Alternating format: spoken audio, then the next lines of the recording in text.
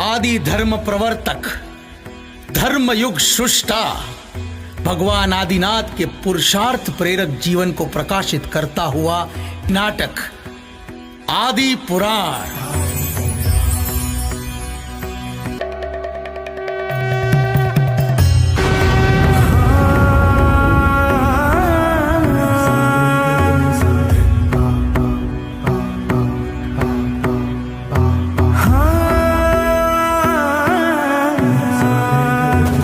ऋषभदेव जन जगत निहारे, केवल ज्ञान की ज्योत जलाए, निज वेदन की रीति बताए, जगत को हुई जो ज्ञान। आदि पुराण,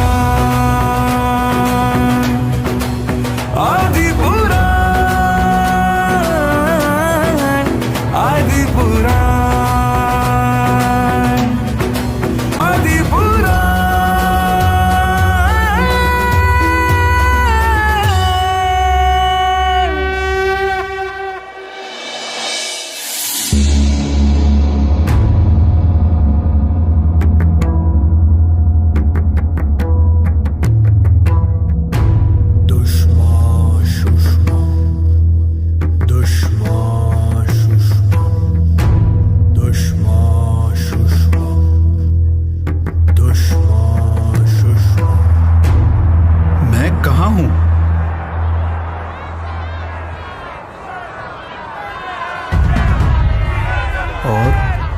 और ये सारे प्रजाजन इतने भयभीत क्यों हैं? अरे ये क्या है? भागो भागो, सब भागो यहाँ से।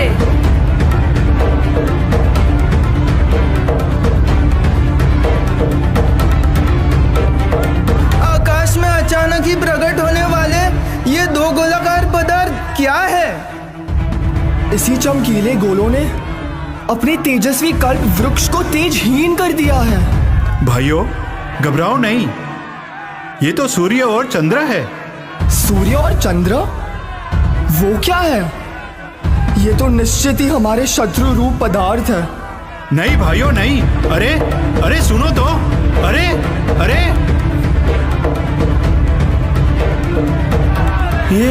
ये तो हमें प्राण रहित कर देंगे। भागो, सब भागो यहाँ से। नगर के भूगर्भ में स्थान ग्रहण करो। भागो भागो, सब भागो यहाँ से। सारे नगर जनों को चेतावनी दे दो। हे प्रभु, इन दैत्य गोलों से हमारी रक्षा करो। हमारा रक्षण करो, हमारा रक्षण करो।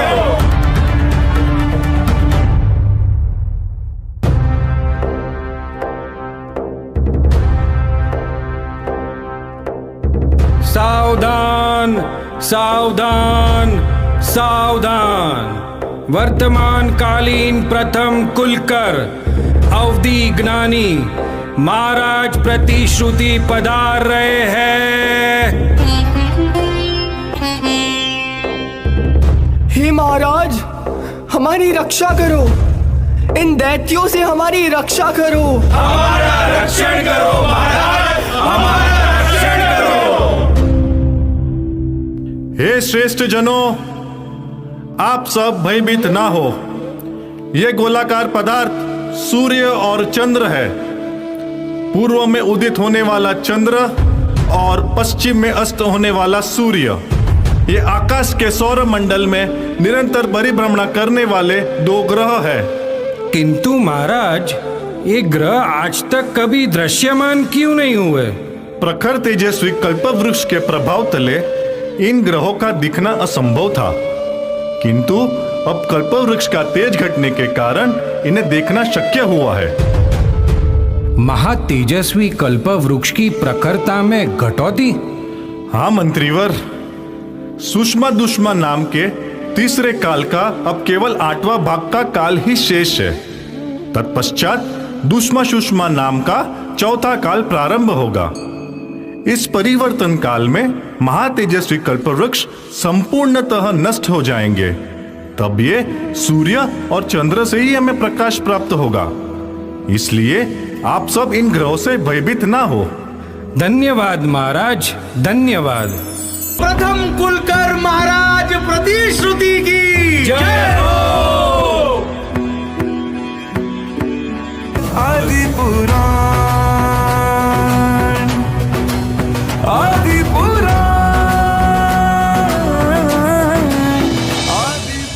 महाराज, प्रतिश्रुति से लेकर नाभि राजा तक 14 कुलकरों ने काल परिवर्तन दौरान जगत को भिन्न भिन्न व्यवस्थाओं का ज्ञान प्रदान किया और वे युगादि पुरुष कहलाए।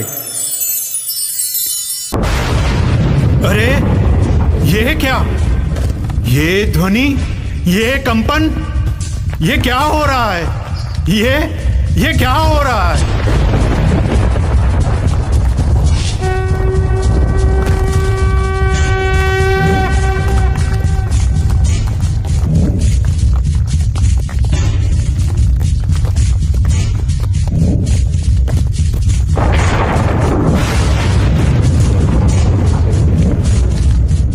मैं सौधर्म इंद्र, मेरे राज सिंहासन का कंपन आदि धर्म प्रवर्तक श्री आदिनाथ प्रभु के जन्म क्षण का सूचक है।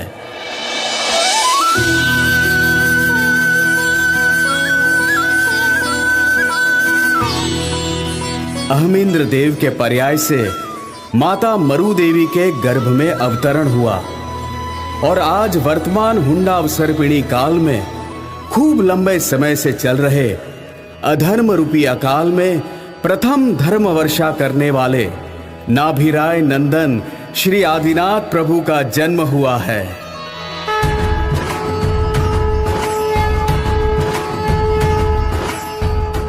अंतर में अतीन्द्रिय सुख का अनुभव, आत्म अनुभूति, सम्यक दर्शन, यही तो मुक्ति मार्ग का प्रथम चरण है, जिसका अंतिम चरण है परमात्म पद, जहां न क्रोध है, न मान है, न माया है, न लोभ है, न राग है, न द्वेष है, न विचार है, न विकल्प है। वहां है केवल सुख, अनंत सुख। मुक्ति मार्ग प्रकाशक, धर्म रूपी सृष्टि के सूत्रधार बाल तीर्थंकर श्री आदि कुमार का जन्माभिषेक करने मैं सौधर्म इंद्र सारे इंद्र गणों के साथ अयोध्या की ओर प्रस्थान कर रहा हूं।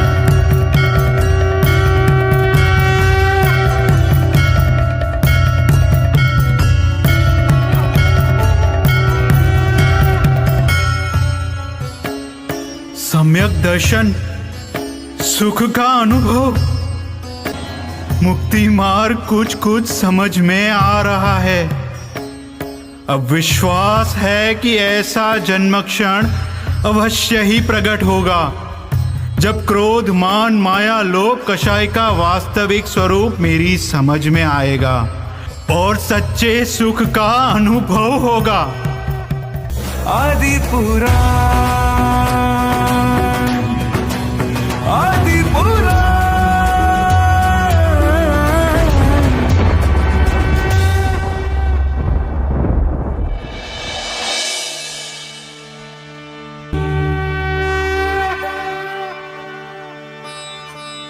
माननीय विद्वान पंडितगण, मंत्री जी, धर्म धुरंधर धर्मनाथ श्री ऋषभ महाराज के आगमन का समय हो चुका है। वे विद्या प्राप्ति की विधि से हमारा मार्गदर्शन करेंगे। धन्यवाद महागुरु।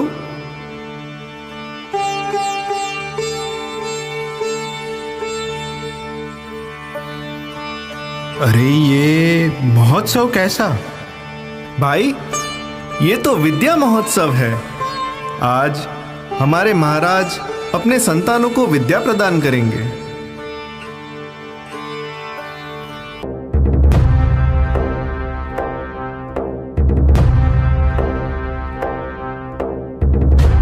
नाभि राजा के उत्तराधिकारी धर्मचक्री अयोध्या नरेश श्री ऋषभ महाराज अपने संतानों सहित पधार रहे हैं।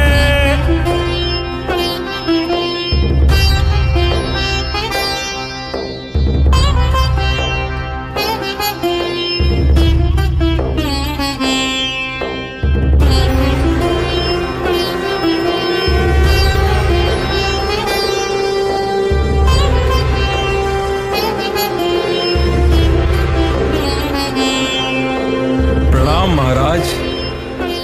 जिनके कोई शिक्षा गुरु नहीं है, वैसे स्वयं शिक्षित, सर्व विद्याओं के महारथी समस्त कलाओं में निपुण विद्याधारी ऋषभ महाराज, आप विद्या महोत्सव प्रारंभ करें। धन्यवाद महागुरु।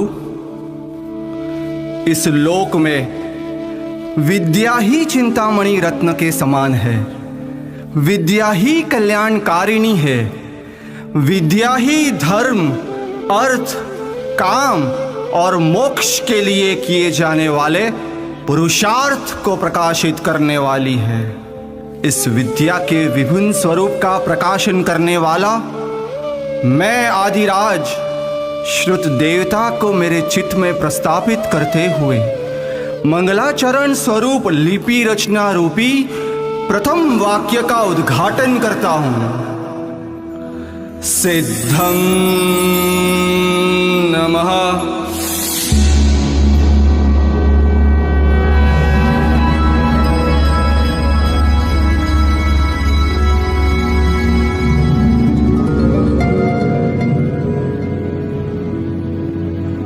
हे यशस्वती पुत्री ब्राह्मी, हे सुनंदा नंदनी सुंदरी, इस लिपि विद्या को आप ग्रहण करो।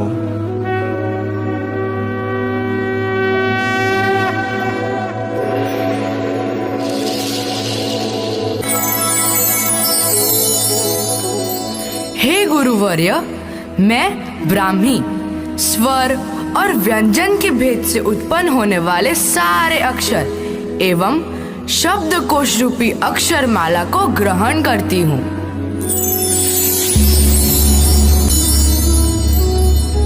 हे गुरुदेव, मैं सुंदरी इकाई दहाई के भेद से उत्पन्न होने वाली सारी संख्या और अंक रूपी गणित शास्त्र को ग्रहण करती हूँ। पुत्रियों, लिपि विद्या द्वारा आप व्याकरण शास्त्र, छंद शास्त्र, अलंकार आदि शास्त्रों में निपुण हो।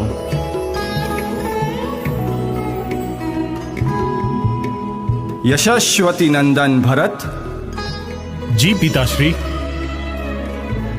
ज्येष्ठ पुत्र का उत्तरदायित्व धारण करते हुए आप अर्थशास्त्र और नीति शास्त्र की विद्या ग्रहण करें।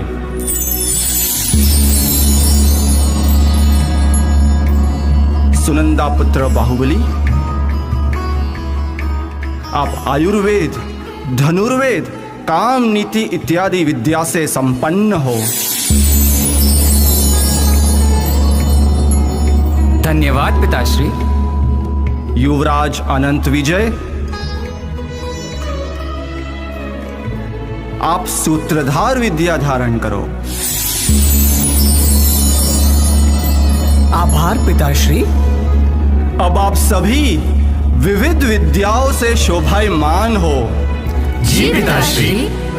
इस विद्या के प्रकाश से जगत के संशय आदि अंधकार को दूर करके लोक कल्याण का कारण बने, लोक कल्याण का कारण बने। विद्या प्रदाता श्री ऋषभ महाराज की जय हो। विद्या प्रदाता श्री ऋषभ महाराज की जय हो। विद्या प्रदाता श्री ऋषभ महाराज की जय हो, जय हो, जय हो।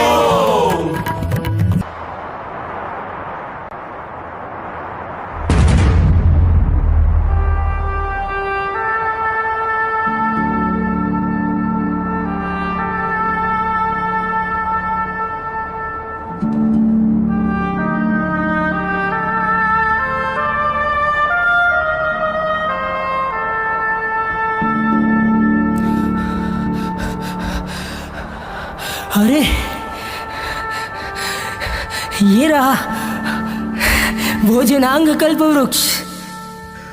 अब ये भूख असहनीय हो रही है। हे कल्पवृक्ष, हमें भोजन प्रदान करो। कल्पवृक्ष, हमें भोजन प्रदान करो। 2 दिन हो गए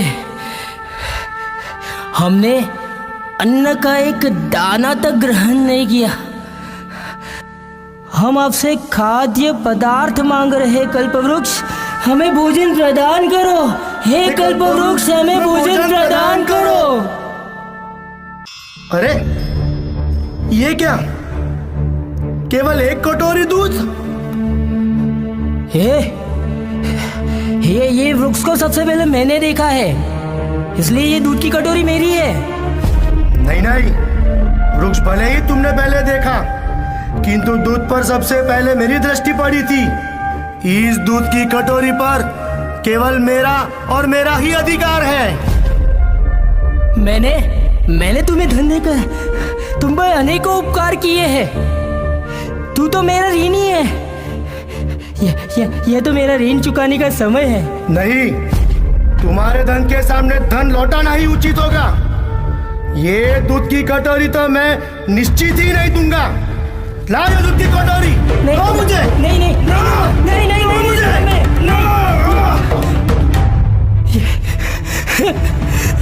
ये क्या किया तुमने? दूध की कटोरी गिरा दी। अब मैं तुम्हें जीवित नहीं छोड़ूंगा।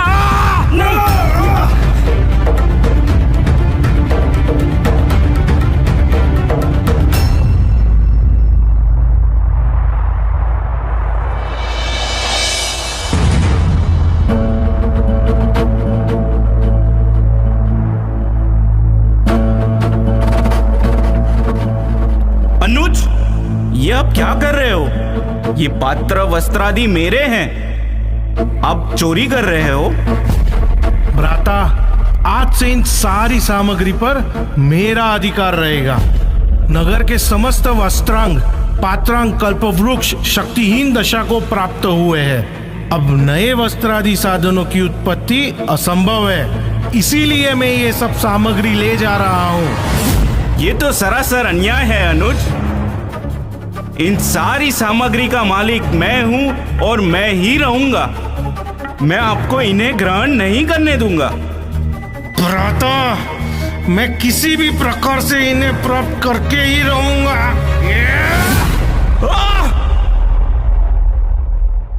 अनुज, तूने मुझे धक्का मारा, अपने बड़े भाई को धक्का मारा। क्षमा भ्राता, धक्का तो क्या, इन सामग्रियों को प्राप्त करने के लिए मैं आपको प्राण रहित भी कर सकता हूँ।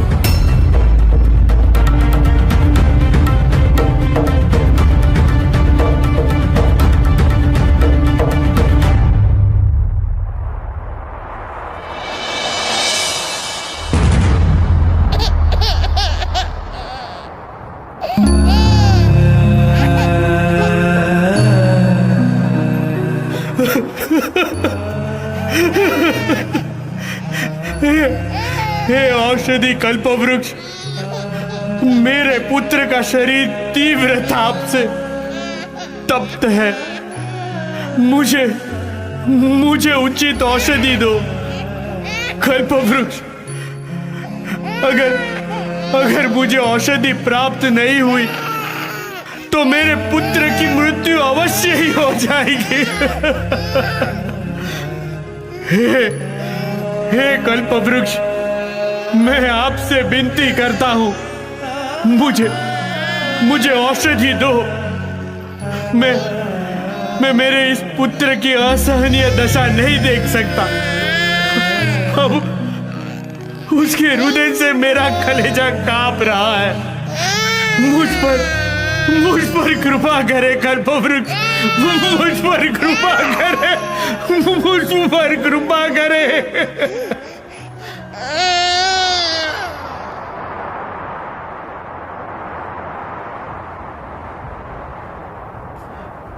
बेटा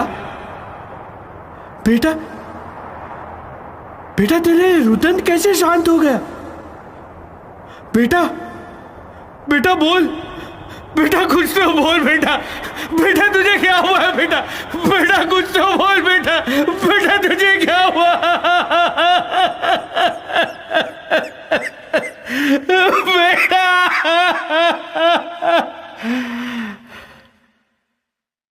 कल्पवृक्ष, मेरे पुत्र की मृत्यु हो गई। उसकी मृत्यु के जिम्मेदार आप हो। अगर आप औषधि देने में समर्थ नहीं हो तो आपकी उपस्थिति भी व्यर्थ है। मैं इसी क्षण आपका छेदन करूंगा। आपके कारण मेरे पुत्र की मृत्यु हुई है। आपके कारण आपके कारण मेरे पुत्र की मृत्यु हुई है। आपके कारण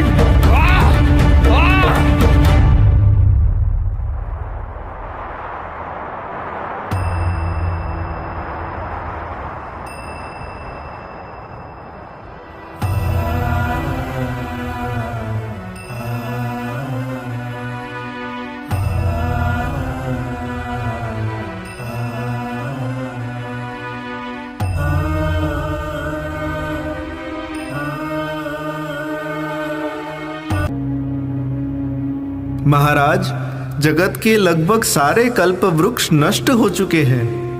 कुछ गिने चुने कल्प वृक्ष ही चेतनवंत है, किंतु उनकी फल प्रदान शक्ति अति क्षीण हो चुकी है।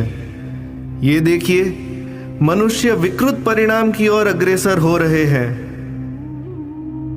एक दूसरे के शत्रु बन रहे हैं। अरे अरे, ये क्या घोर अंधकार! मुझे लगता है कि तेजांग कल्प वृक्ष भी मुरझा गए हैं। हे ऋषभ महाराज, इस गंभीर समस्या का समाधान दीजिए। इस गंभीर समस्या का समाधान दीजिए ऋषभ महाराज, समाधान दीजिए। हाँ हाँ महाराज, समाधान दीजिए, समाधान दीजिए महाराज, समाधान दीजिए।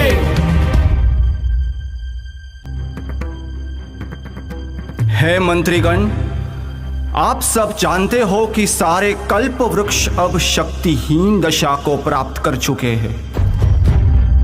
इसलिए अब इन कल्प वृक्षों द्वारा कोई भी भोजन, वस्त्र आदि सामग्री प्राप्त होना असंभव है। ये भोग भूमि का अंत है। भोग भूमि का अंत? आप ये क्या कह रहे हैं महाराज? प्रजा तीव्र भूख से एवं शीत, आताप और महावायु जैसे अनेक उपद्रवों से पीड़ित हो रही है। हे प्रभु, कृपा करके इस महामारी का शीघ्र समाधान कीजिए। मंत्रीगण, भोग भूमि का अंत ही कर्म भूमि का प्रारंभ है। इस कर्म भूमि के प्रारंभ में पूर्व और पश्चिम विदेह क्षेत्र की व्यवस्था अनुसार ही यहाँ की व्यवस्था भी की जाएगी, अन्यथा प्रजा जीवित नहीं रहेगी। अब से 80 मसी कृषि आदि 6 कर्मों द्वारा आजीविका कमाना ही एकमात्र उपाय है। इंद्रदेव,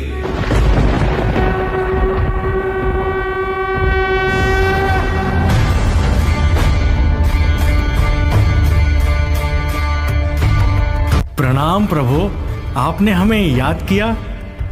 हे देवेंद्र, अब यह भूमि परिवर्तित होकर कर्म युग में प्रवेश कर रही है। देव, सर्वप्रथम आप भरत क्षेत्र की इस अयोध्या नगरी के मध्य स्थान में एक भव्य जिन मंदिर की रचना करके ये मांगलिक कार्य प्रारंभ करें।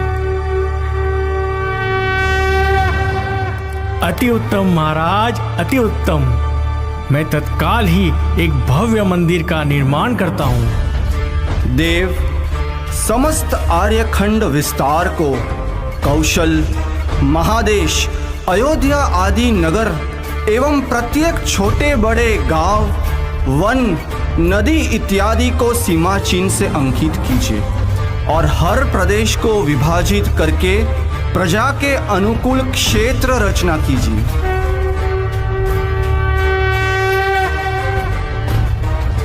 जो आज्ञा प्रभु। कर्मयुग के इस काल में प्रजा को धान्य आदि जीवन सामग्री प्राप्त करने हेतु आजीविका कमानी होगी। आजीविका प्राप्त करने 6 प्रकार के कर्मों की व्यवस्था की जाए। प्रतिकूल संयोगों में मनुष्य की चित्त वृत्ति में व्याकुलता का जन्म हुआ है। ये व्याकुलता द्वेष, विरोध और युद्ध में परिणमित होने के कारण शस्त्रों का सर्जन होगा। ये शस्त्रधारी सेवा प्रदाता असी कर्मी कहलाएंगे। काल दोष के प्रभाव से मनुष्य को अपनी स्मरण शक्ति और क्षयोक्षम में निरंतर हीनता का अनुभव होता रहेगा। पठन, वाचन, लेखन इत्यादि कार्यों के सेवा प्रदाता मसी कर्मी कहलाएंगे।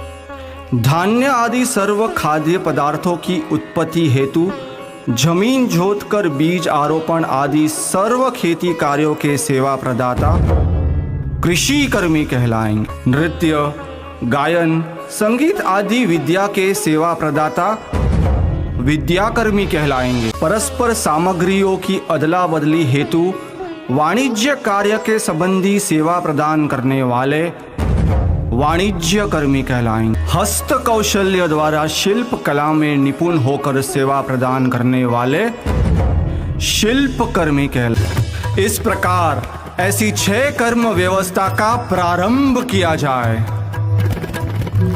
भोग भूमि का अंत हुआ तब कल्प वृक्ष भी क्षीण हुए।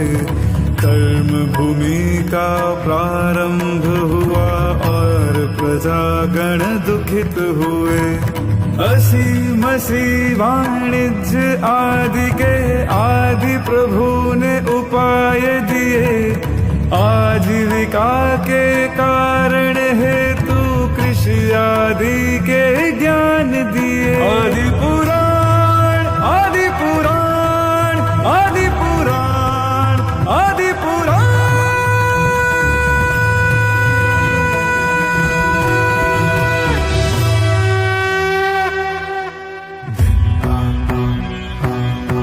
जगत ब्रह्मा श्री ऋषभ महाराज ने इन 6 कर्म व्यवस्था के उपरांत असमान जाति विवाह व्यवस्था, दंड व्यवस्था आदि अनेक व्यवस्थाओं की स्थापना करके कर्म युग का प्रारंभ किया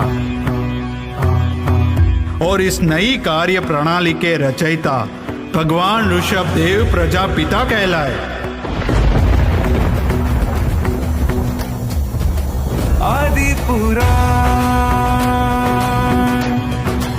आदि पुराण।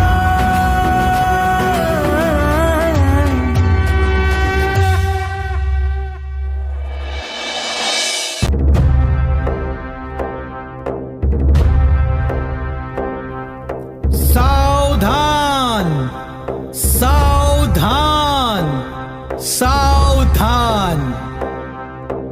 नाभि राजा के उत्तराधिकारी धर्मचक्री अयोध्या नरेश श्री ऋषभ महाराज के जन्मोत्सव में इंद्रदेव का आगमन हो रहा है।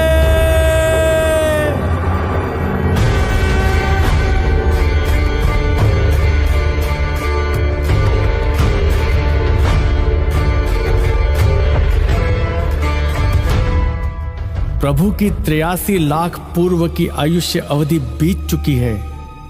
अब केवल 1 लाख पूर्व वर्ष का आयुष्य ही शेष है। अब उनका यह शेष आयुष्य स्वयं की पूर्ण पद प्राप्ति हेतु होने वाली साधना में व्यतीत हो, वही योग्य है। ये साधना ही लोक में धर्म का प्रकाश फैलाएगी।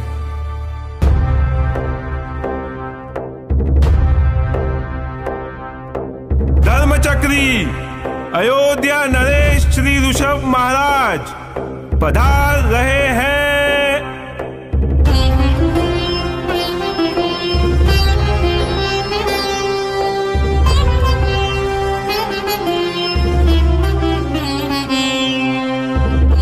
जन्मोत्सव के प्रसंग में भक्ति विभोर इंद्र की इच्छा के अनुसार गंधर्वों और अप्सराओं द्वारा एक नृत्य प्रारंभ हो रहा है।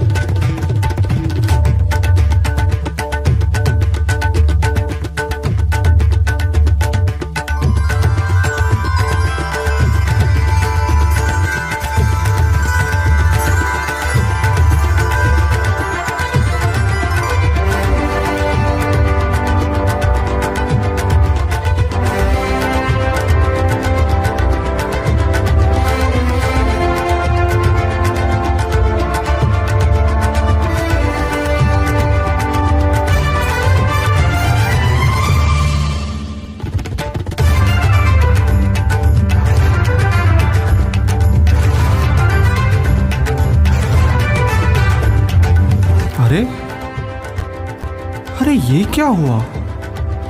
ये नृत्य कुछ अलग सा लग रहा है। मुझे अवधि ज्ञान के माध्यम से तत्काल जानना होगा।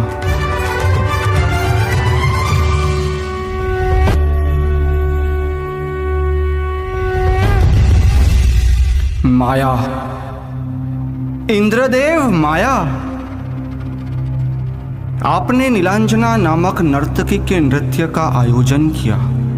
नीलांजना का आयुष्य पूर्ण होते ही वो क्षण भर में अदृश्य हो गई और नृत्य रंग में भंग ना हो, इसी कारण से आपने नीलांजना के स्थान पर कोई अन्य देवी को उपस्थित कर दिया।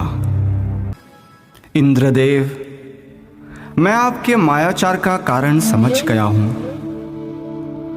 अति युवा नीलांजना का अचानक ही मरण होना इस संसार की अशरणता दर्शाता है। ये मायाचार तो आपने मुझे वैराग्य प्राप्त हो इसी हेतु से किया था। जी महाराज, नीलांजना की मृत्यु आपके वैराग्य का निमित्त बने और आप वैराग्य प्राप्त करके मुक्ति मार्ग पर अग्रसर हो, इसी उद्देश्य से मैंने मायाचार किया था। प्रभु, इस मायाचार के लिए मुझे क्षमा करें। नहीं इंद्रदेव, नहीं। माया का स्वरूप तो भिन्न ही है। जब जीव स्वयं के भीतर बसे अनंत आनंद स्वरूप आत्मा की उपेक्षा करके बाह्य विषय भोग संयोग में सुख खोजता है, तब वो हकीकत में अपने ही आत्मा को छलता है और वो ही वास्तव में माया है इंद्रदेव, मेरे वैराग्य को गतिशील बनाने के लिए आपका खूब खूब आभार। ये संसार मुझे शून्यमय प्रतीत हो रहा है। मैं संसार के सारे भोगों से विरक्त हो चुका हूं। मैं अयोध्या नरेश मेरे ज्येष्ठ पुत्र को अयोध्या का सम्राट घोषित करता हूं। बाहुबली को युवराज पद पर स्थापित करके मेरे अन्य सारे पुत्रों को प्रत्येक राज्य के राज्य पद पर विराजमान कर रहा हूं। ये जगत विनश्वर है। लक्ष्मी बिजली के समान क्षण भंगुर है। यौवन, शरीर, ऐश्वर्य सब कुछ चलायमान है, अस्थिर है। बस केवल एक निज ध्रुव पद ही स्थिर रूप है, शरण रूप है।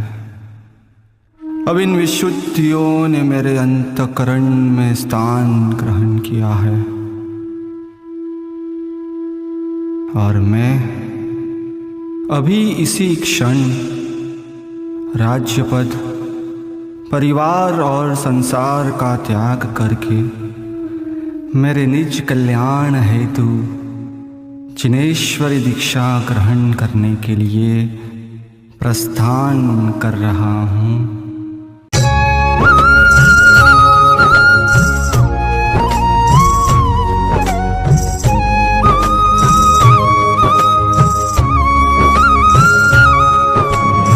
ऋषभ देव इस अवसर पेणी काल के प्रथम तीर्थंकर, प्रथम राजन तीर्थंकर परमात्मा को जन्म से 3 ज्ञान की प्राप्ति होती है, मति ज्ञान, श्रुत ज्ञान, अवधि ज्ञान। जब ऋषभ देव परमात्मा राजा थे तब 9 लोकांतिक देवों ने प्रभु से दीक्षा के लिए विनती की।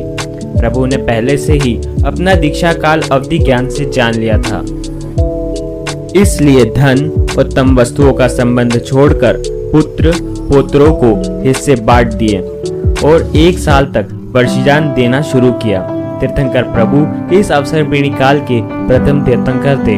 उनकी दीक्षा चैत्रवदी आठम को हुई थी। तीर्थंकर दीक्षा से लेकर केवल ज्ञान तक मौन रहते हैं। इसी तरह परमात्मा ऋषभ देव ने भी दीक्षा से मौन ग्रहण कर लिया। दीक्षा अंगीकार करने के बाद तीर्थंकर परमात्मा को लाभांतराय कर्म का उदय हुआ। दीक्षा लेने के पश्चात 6 माह के उपवास की प्रतिज्ञा लेकर प्रभु ध्यान मग्न हो गए। 6 माह पश्चात साधना के पथ पर चलते चलते प्रभु विहार करते करते गांव में नगरों में पधारते। प्रभु को लोग कहते, हे नाथ, दिव्य वस्त्र ले, दिव्य पुष्प माला ले, दिव्य आभूषण ले, अप्सराएं ले, तन मन धन सब ले और हमें धन्य करो। पर प्रभु को कुछ भी स्वीकार नहीं था, क्योंकि वो संयम के कठोर मार्ग पर अग्रसर थे। प्रभु मौन रहते। राजा, नगरी के निवासी कुछ समझ नहीं पाते। दिवसे जमके राते चूरे, तन मन धन ने देता, तन मन धन ने देता। दिवसे जमके राते चूरे, तन मन धन ने देता, तन मन धन ने देता। ऋषभ प्रभु लेता नति काई, एक भी जाने कहता, एक भी जाने कहता। ऋषभ प्रभु लेता नति काई, एक भी जाने कहता, एक भी जाने कहता। नति समझाता राजा मारा,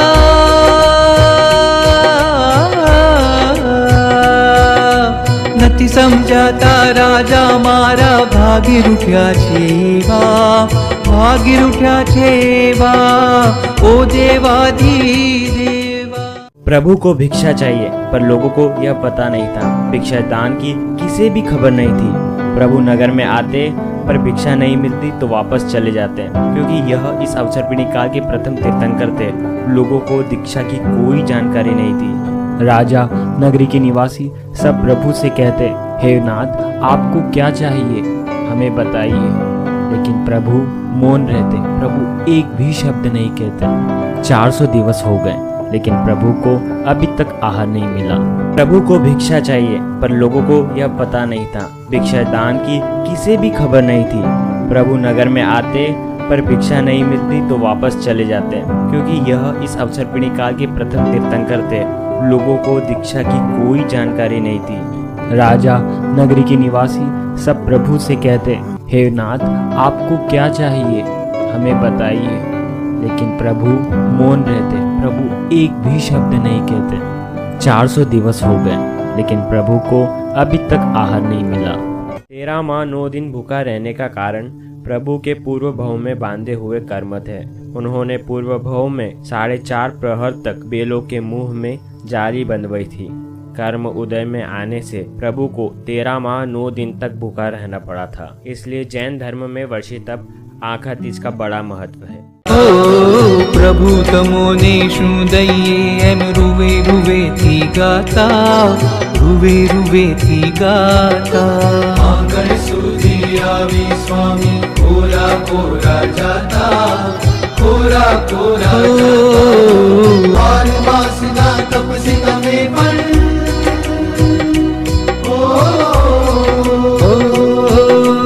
बार वासना तपसी तमे पण, हाल हमारा केवा, हाल हमारा केवा, ओ देवाधि देवा।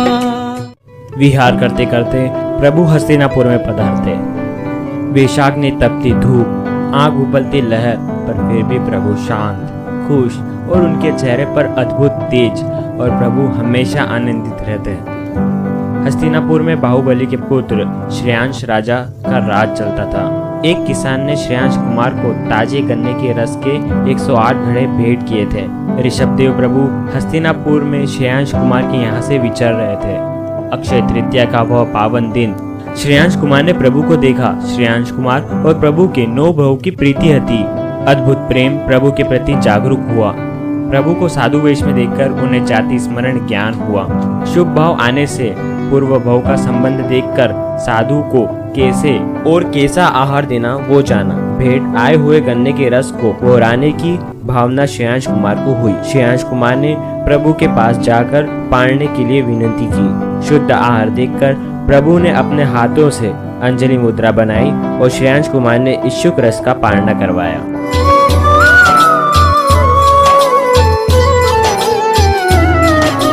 वैशाखी त्रीजे प्रभु श्रेयांश कुमारे दीठा, श्रेयांश कुमारे दीठा। वैशाखी त्रीजे प्रभु श्रेयांश कुमारे दीठा, अंश तुम्हारे इक्षुरसना घड़ा भरेला वालम जीवा मीठा वालम जीवा मीठा इक्षुरसना घड़ा भरेला वालम जीवा मीठा वालम जीवा मीठा ऋषभ प्रभुए हाथ लंबाव्या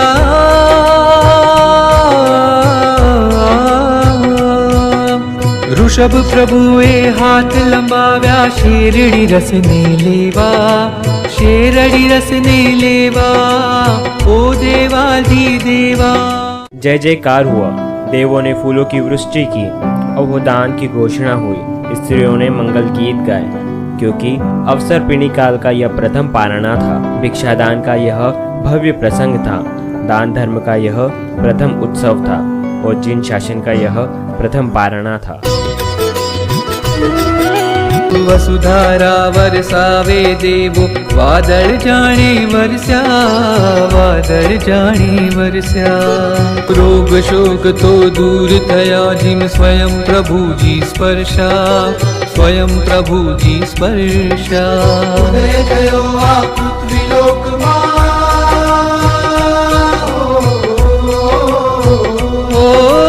उदय थयो आ पृथ्वी लोक मां जय जयकार आएवा जय जयकार आएवा ओ देवा